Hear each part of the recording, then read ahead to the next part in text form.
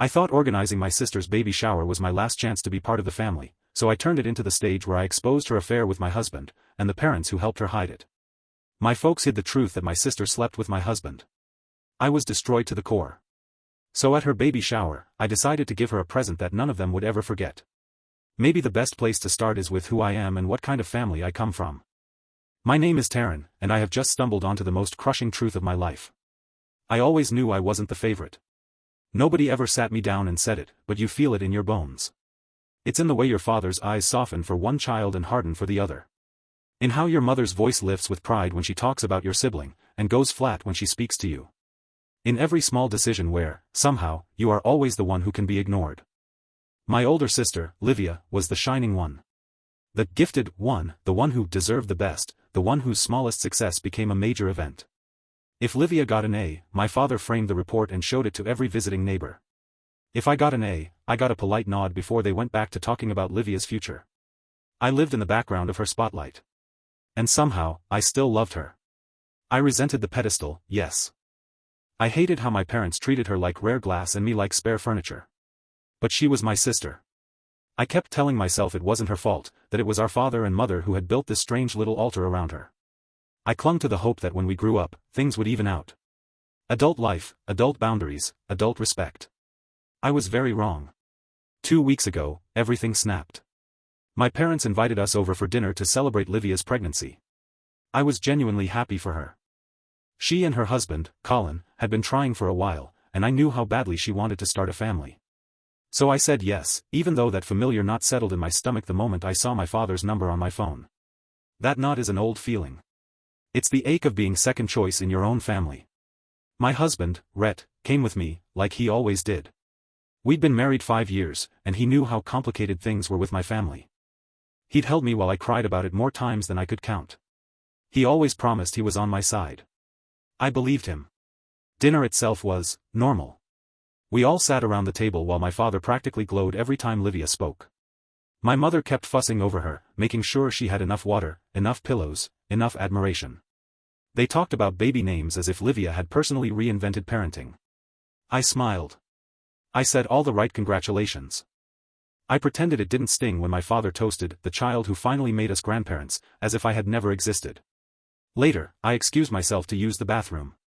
On the way back, I passed the kitchen and heard hushed voices. My parents. Their tones were low and urgent. I almost kept walking. Almost. Something in my father's voice made me pause just out of sight. We're never telling Taryn, he said. There's no point in ruining Livia's life over one mistake. My heart started pounding. My first stupid thought was that they were talking about some old thing from childhood. But then my mother answered. She slept with Rhett. She already regrets it. Taryn doesn't need to know. What matters is that Livia is finally pregnant. We have to protect that. The room tilted. For a second, I thought I'd misheard. That they couldn't possibly be talking about my Rhett. That they couldn't possibly be so casual while saying something that could tear my life apart. But they kept talking. My father called it a lapse in judgment. My mother said, as long as the baby is healthy, the rest is in the past. They agreed that telling me would cause drama for nothing. My sister had been with my husband. My parents knew. And they decided to bury it to keep Livia's image clean. I stood there, pressed to the wall, trying not to make a sound.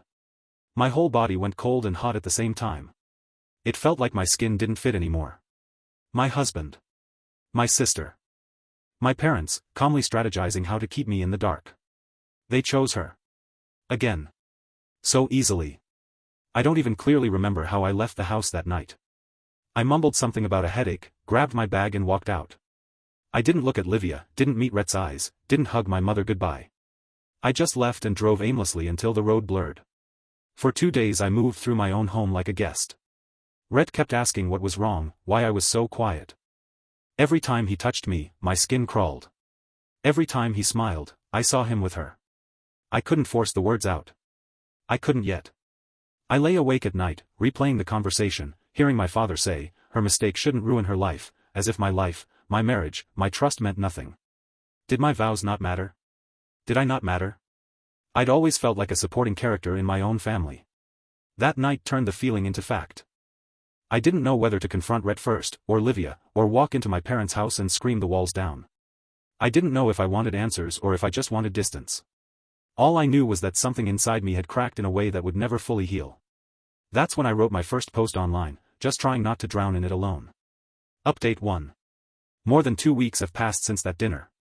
The first days were numb. Then the numbness sharpened into something colder. Not rage exactly, but a very clear decision. If they could orchestrate a lie this big to protect my sister, then I could orchestrate the truth to protect myself.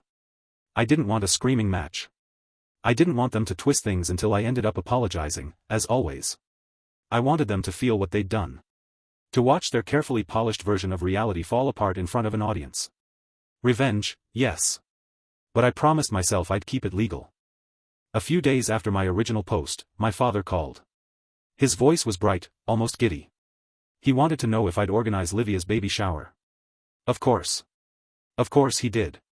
In my family, I'm the one who plans, arranges, cleans, pays. The reliable background person who just handles things. He didn't say please.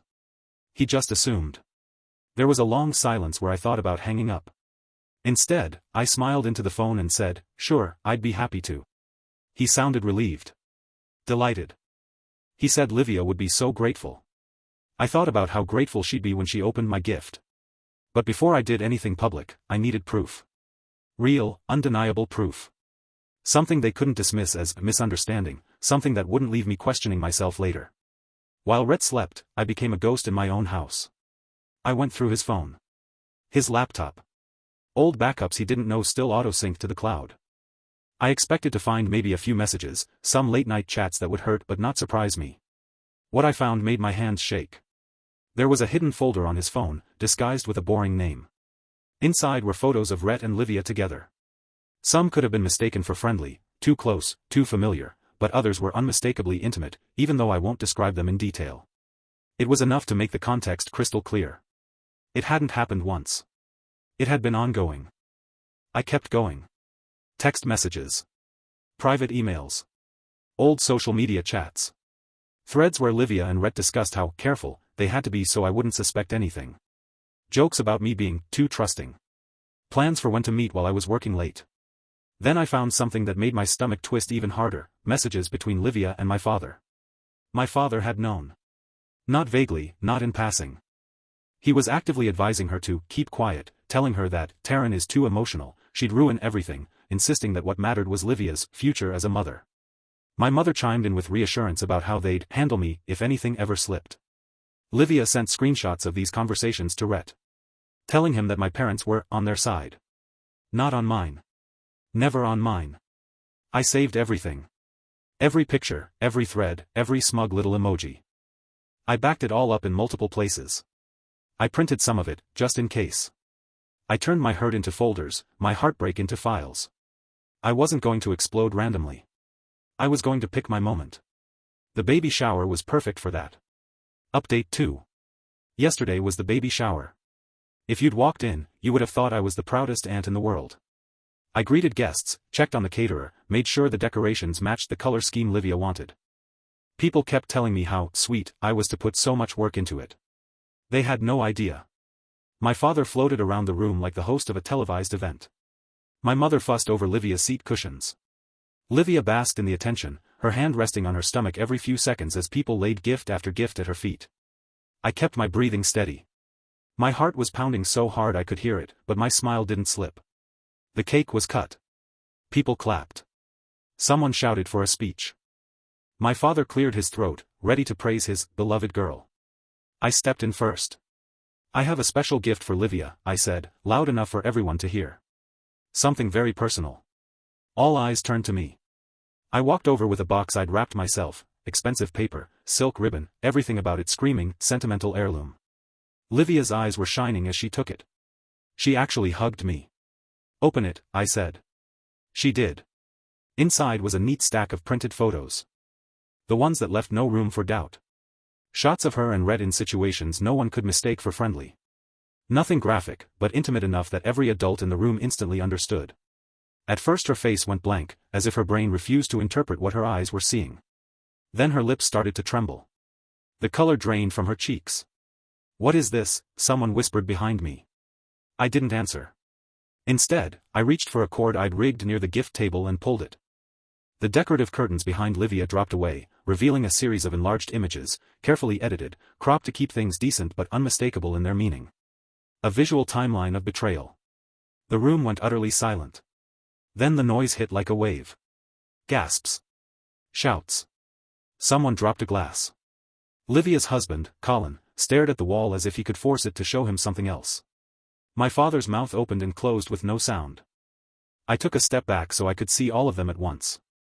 "My gift," I said, voice steady, "is the truth. Livia has been involved with my husband for months. Our parents knew and chose to hide it from me. I thought the child we were celebrating today might be my nephew or niece. Now I'm not even sure whose child this is." Colin's chair scraped loudly as he stood up. "Is it true?" he asked Livia, but his eyes were already filled with the answer. She didn't speak. He turned and walked out so fast someone had to jump aside to avoid being knocked over. His family followed, shouting. Livia finally made a sound, a broken little sob, as she clutched the photos to her chest like they might somehow disappear if she held them tight enough. My mother rushed toward me, hand outstretched, trying to grab the remaining pages from my grip. "How could you do this?" she hissed. "She's pregnant. How could you do this?" I replied calmly. "You helped hide it." Voices rose behind me. Colin's parents were furious, hurling words Livia had never heard in her life. My father tried to push himself between them and his precious daughter, insisting she was under stress and they should lower their voices. Colin's father turned on him. "You stood there and let your other daughter's marriage be destroyed to keep this secret?" he demanded. "What kind of man does that?" And then he shoved him. Someone grabbed his arm before it went further. My mother started arguing with Colin's mother. A few guests tried to calm them down. The whole room trembled with anger and shame and disbelief. I didn't stay to see how it ended. People were staring at me like they expected me to collapse or scream or apologize. Instead, I picked up my bag, walked out to my car, and drove home. For the first time in my life, I didn't look back to see whether my parents needed me to clean up their mess. Update 3. 2 weeks have gone by since the baby shower. The dust hasn't fully settled, but it has stopped choking me. I didn't know exactly what happened after I left until someone reached out, one of Livia's now ex-friends, Marcy. She sounded stunned, somewhere between disgusted and grateful. She told me that after my exit, the party turned into a battlefield. Colin's family stayed long enough to make it very clear how they felt. Colin's father had to be pulled away from my father after that shove turned into a near fistfight. Colin's mother and my mother ended up screaming at each other until other guests physically separated them. Apparently my mother lost a noticeable chunk of hair in the scuffle. A small, petty part of me regretted not staying to see it. The larger, exhausted part knew I'd done the right thing by leaving. Marcy also told me something else. "Seeing what she did to you made me realize I couldn't trust her either," she said. "If she can betray her own sister like that, what makes you think she'd hesitate with my husband?" That fear had been nagging at her since the shower. So she asked me how to check. I suggested the basics: phone, messages, social media, patterns that didn't add up. She took notes like she was studying for an exam. A week later, she called again. Her voice was different this time. Harder. She had found proof that her own husband had been involved with Livia too. I shouldn't have been surprised. Somehow I still was. She confronted him. During the fight, my name came up, and so did Rhett's.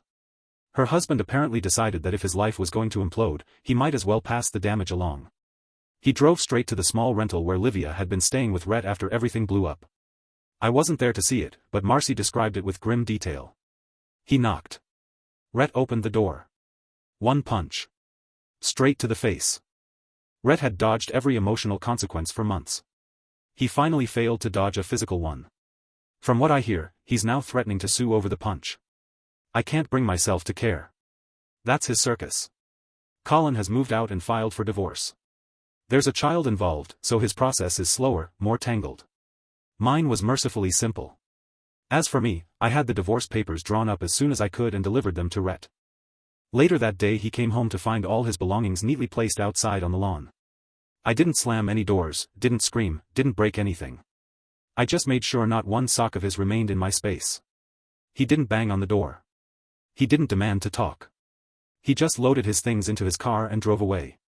The house is on the market now. Whatever equity we built, we're splitting in half. No spousal support, no children, just a clean break. In the past 2 weeks, neither Livia nor my parents have contacted me. No apology. No rage. Just silence. It doesn't surprise me. I ruined the script where Livia is always the wronged one and I'm always the one who should be understanding.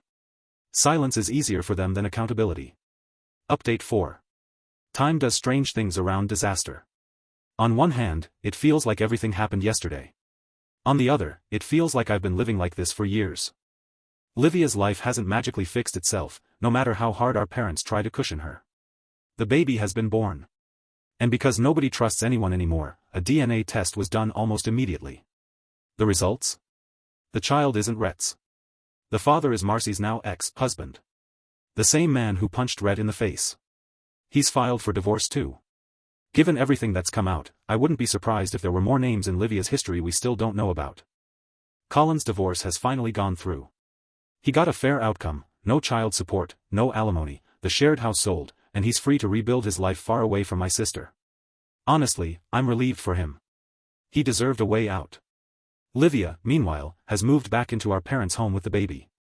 The biological father doesn't want to be with her, and Rhett has also moved out after deciding he couldn't handle the thought that she might have been unfaithful to him too. The irony of that almost makes me laugh. He can betray, but being betrayed is suddenly unthinkable. My father and mother have taken Livia in with open arms, of course. To them, she's still the one who needs support. Still the priority. Always. Do I think they haven't called because they're overwhelmed? No. Even if there had never been a baby, they still wouldn't have dialed my number. I was useful to them as long as I was quiet, loyal, and endlessly forgiving. I'm none of those things anymore. My divorce has been final for a month. The house sale went through. I moved into a small apartment that is entirely mine. For the first time in my life, every object in my home belongs to me and only me, not to some story my parents wrote for us. Sometimes the silence in here feels heavy. Other times it feels like peace. I still think about what happened. About how my parents chose Livia again and again, even when it meant sacrificing my marriage, my trust, my dignity. About how my sister looked at me at that shower, smiling, accepting gifts for a child that might have been my husband's. About how Rhett slept next to me, holding this secret in his chest like a second heartbeat. But the thoughts no longer choke me. They come, they sting, and then they pass. I've stopped waiting for an apology that will never arrive. I've stopped hoping my father will suddenly see me. I've stopped trying to earn a place I should have had from the beginning. Instead, I'm building something new. I see a therapist twice a month. I'm reconnecting with friends I drifted away from because I was always busy putting out family fires. I'm learning to spend money on myself without hearing my father's voice in the back of my head asking what Livia needs. Last week, I bought a small painting from a local artist and hung it in my living room. It cost more than I'd usually allow myself to spend, and when I tapped my card, my hands shook a little. Then I got home, hung it up, sat on the couch, and realized something. When I was 11, I handed over my art contest winnings because my parents told me to think of your sister. At 32, I bought art for myself and thought of me. My family's chaos is still out there, swirling around them like a storm. They're still arguing, still blaming, still trying to pretend Livia is just unlucky, not responsible. They still haven't called. For once, I'm glad. Because I finally understand that real love doesn't ask you to disappear so someone else can shine. Real family doesn't hide knives behind their backs while telling you to smile for the camera. And if the price of peace is distance, then I'll pay it. Gladly. Thank you for watching the video, like it if you watched the video to the end and don't forget to subscribe. Have a nice day.